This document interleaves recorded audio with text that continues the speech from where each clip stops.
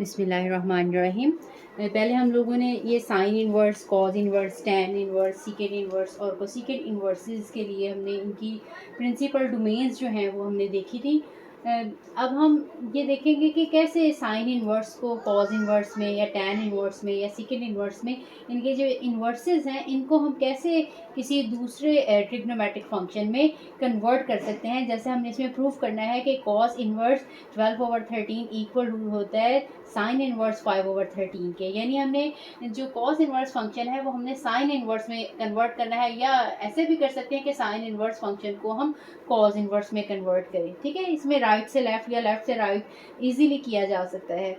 तो अगर हम इसको लेफ्ट साइड को ले लेते हैं, इसी सेम ही मेथड है, ऐसे हम एग्जांपल करेंगे, फिर एक दो क्वेश्चन हम करेंगे एक्सरसाइज के। Let cos inverse 12/13 equal to alpha. ठीक है, कोई भी इस साइड को, राइट साइड को या लेफ्ट साइड को, किसी को भी हम अल्फा के इक्वल ले लेंगे। यहाँ पे मैंने इसकी जो लेफ्ट हैंड साइड ली है, तो यहाँ से हम कह सकते हैं 12/13 equal to cos of alpha. अब हमने जो चैप्टर है ट्रिग्नोमेट्री का, उसमें हमें देखा था कि अगर किसी भी एक ट्रिग्नोमेट्रिक फंक्शन की हमें वैल्यू दी हुई हो तो उसकी हेल्प से हम बाकी जितनी भी हैं रिमेनिंग ट्रिग्नोमेट्रिक फंक्शन उसकी वैल्यू जो है वो फाइंड आउट कर सकते हैं। अब हम कॉस की वैल्यू से दरअसल साइन की वैल्यू निकालेंगे। ठीक है, अगर यहाँ पे सीकेंट है, कोसिकेंट है, टैन है या कॉट है, तो हम इस वैल्यू की हेल्प से ये जिसका इन्वर्स है उस ट्रिग्नोमेट्रिक फंक्शन की हम वैल्यू फाइंड आउट करेंगे। अब इसके भी टू मेथड्स हैं, वो दोनों मेथड्स मैंने आपको पहले भी बताए हैं। एक तो हम फार्मूलाज यूज़ करके फाइंड आउट कर सकते हैं, या दूसरा हम एक ट्राइंगल बनाते हैं, उस ट्राइंगल के अकॉर्डिंग हम मिसिंग वैल्यू जो वो फाइंड आउट कर देते हैं। मैं आपको दोनों तरह से एक दफ़ा रिमाइंड करवा देती हूँ।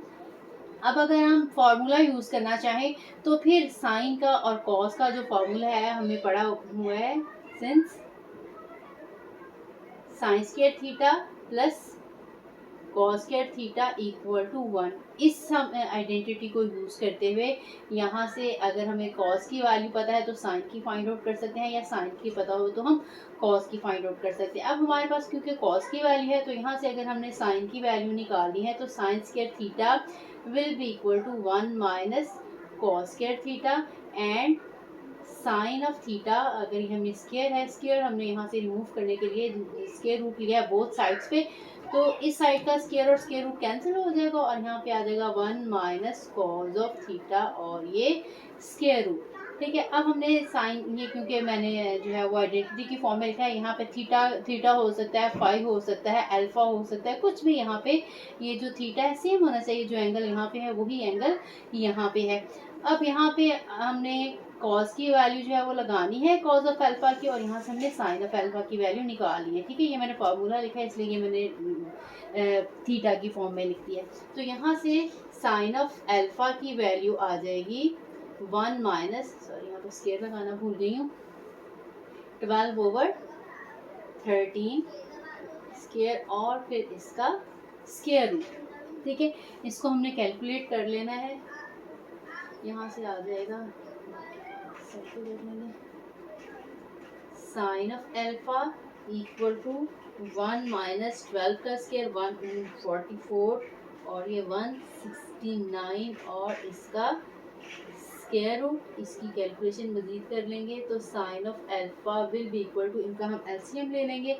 एलसीएम लेने के बाद ये आ जाएगा 169, ये 169 माइनस 144 और ये स्क्वायर रूट, इन्हें हम सब्ट्रैक्ट करेंगे तो ये प्लस माइनस 25/169 का स्क्वायर रूट आ जाएगा।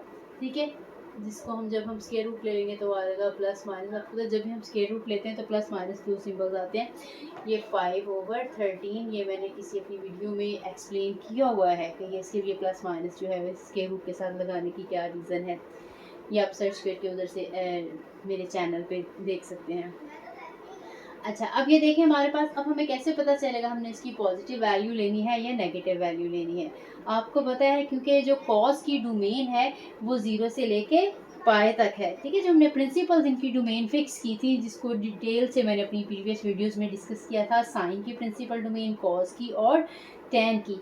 तो हमने जो कॉस की जो प्रिंसिपल डोमेन निकाली थी वो हमारे पास थी कॉस की डोमेन 0 से लेके पाए तक। इस वाले इंटरवल में क्योंकि कॉस की वैल्यू जो है वो पॉजिटिव है, तो इसलिए हम कहेंगे कि साइन की वैल्यू जो है वो भी पॉजिटिव ही होगी,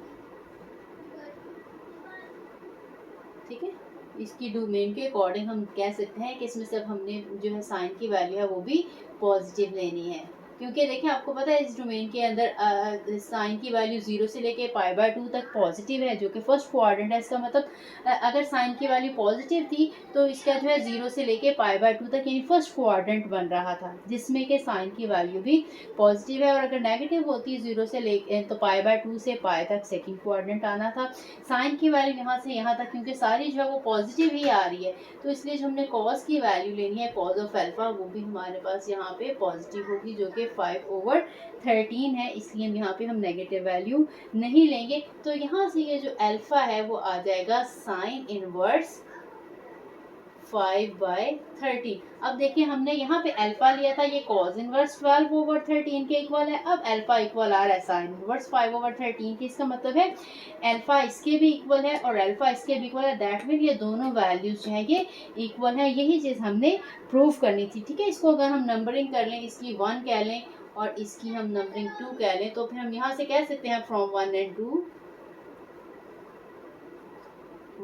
and 2 proved that cos inverse 12/13 is equal to sin inverse 5/13, ठीक है। कोई भी हमने जो है प्रूव करना है इसी तरह से ट्रिग्नोमेट्रिक फंक्शन का, तो हम या तो यही वाला करेंगे कि जैसे हम इसके चैप्टर नंबर 9 में हम लोगों ने किया था, या तो ये हमने फॉर्मूला यूज़ किया, या सेकंड मेथड हम इसकी ट्रायंगल बनाते हैं, ट्रायंगल की हेल्प से फिर हम इसको सॉल्व करते हैं। जैसे कि मैंने ये एक मेथड बताया, ठीक है। इसी तरह से मैं इसका अल्टरनेट मेथड भी आपको एक्सप्लेन कर रही हूँ। तो ये यहाँ तक आपने कर लिया।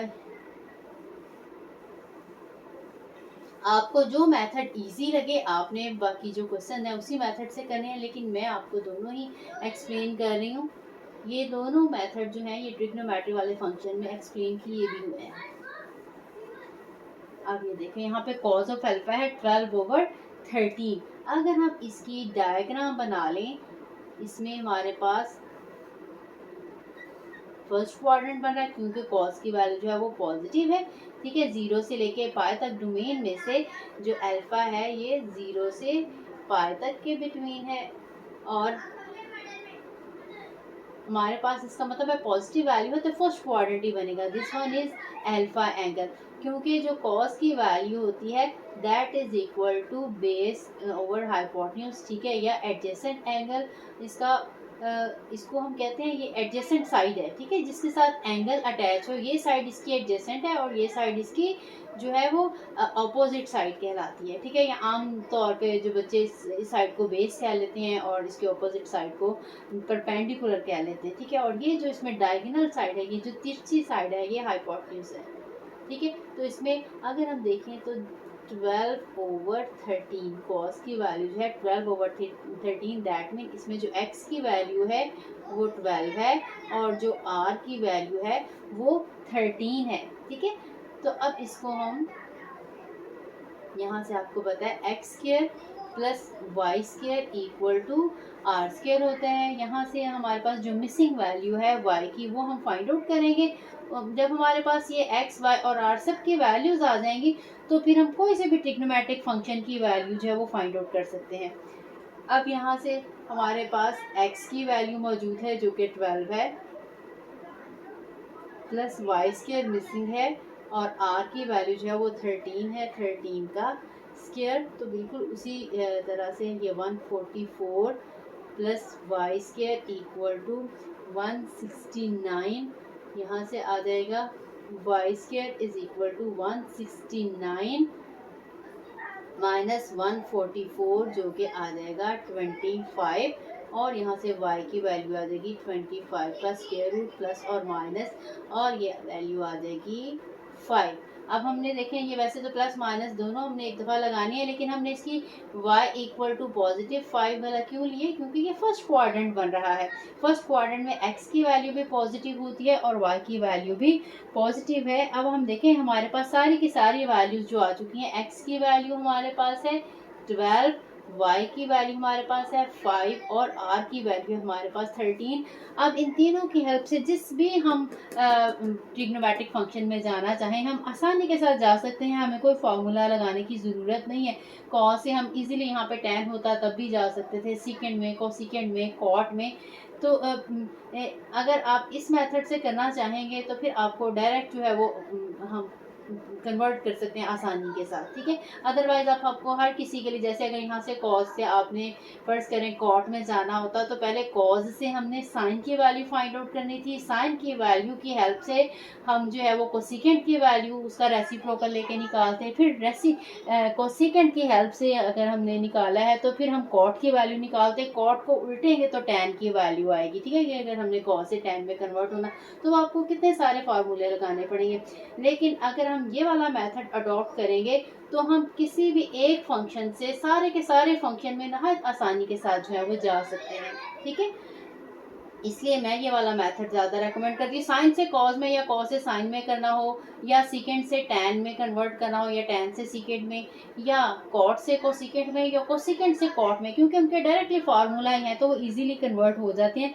लेकिन अगर ज़रा किसी और रेशो में हमने जाना हो तो फिर हमारे लिए कंपैरेटिवली थोड़ा सा डिफ़िकल्ट हो जाता है, हमें 2-3 दफ़ा रेशोज़ में किसी दूसरे में कन्वर्ट करके फिर एंड पे हम वहाँ जाते हैं। लेकिन अगर हम ये वाला मेथड यूज़ करेंगे जिससे हमारे पास ये सारी की सारी मिसिंग वैल्यूज आ जाएं x, y और r की, तो फिर हम डायरेक्टली किसी भी ट्रिग्नोमेट्रिक फंक्शन में जा सकते हैं, यानी किसी भी अननोन ट्रिग्नोमेट्रिक फंक्शन की वैल्यू फाइंड आउट कर सकते हैं। अब हमने क्योंकि वैल्यू जाना है साइन में, तो हम यहाँ से साइन की वैल्यू लिखेंगे sine of alpha equal to sine, क्योंकि परपेंडिकुलर और हाइपोटेन्यूज होता है तो यह आ जाएगा 5/13। अब क्योंकि ये फर्स्ट क्वाड्रेंट है इसलिए साइन की वैल्यू इसमें पॉजिटिव ही आएगी, तो यहाँ से alpha will be equal to sine inverse 5/13। देखें यही वाला हमने प्रूफ करना था, तो यहाँ से लिख सकते हैं from 1 and 2 proved that, so from 1 and 2 proved that